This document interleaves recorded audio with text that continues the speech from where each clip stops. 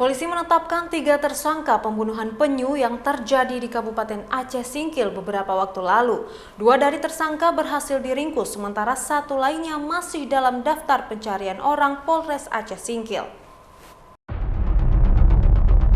Inilah daging penyu yang telah dipotong-potong oleh para tersangka pembunuhan penyu yang terjadi di Kabupaten Aceh Singkil. Kronologi bermula saat tim patroli gabungan melihat kapal kayu mencurigakan dari ujung Sialit, Kecamatan Pulau Banyak Barat, sedang berlayar tujuan Nias. Saat diberhentikan, tim patroli menemukan daging penyu yang telah dipotong-potong dalam kotak yang hendak dibawa ke Nias. Dalam perkara itu, Satreskrim Polres Aceh Singkil telah menetapkan sebanyak 3 orang tersangka dalam perkara ini, masing-masing inisial SZ, NZ, dan DY. Berdasarkan keterangan para tersangka, daging penyu yang telah dipotong-potong itu akan dibawa ke Nias sebagai oleh-oleh.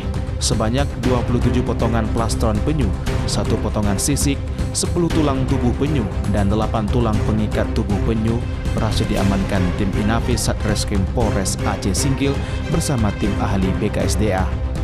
Sebelumnya perkara ini telah didamaikan melalui adat, namun menurut penyidik perkara ini tidak masuk dalam 18 perkara yang bisa didamaikan melalui adat, sehingga perkara ini ditangani oleh Polres Aceh Singkil atas laporan dari seorang warga.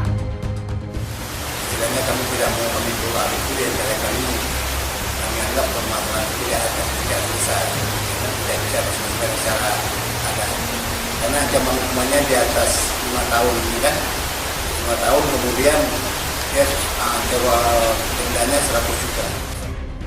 Sementara 2 tersangka telah berhasil dibekuk oleh polisi dan mendekam di sel tahanan Polres Aceh Singkil. Sementara 1 lainnya masih dalam daftar pencarian orang. Berdasarkan keterangan tim ahli satwa dilindungi BKSDA Aceh, penyu yang dimutilasi oleh para tersangka lebih dari 1 ekor. Dari Kabupaten Aceh Singkil, Suparman Munce, iNews melaporkan.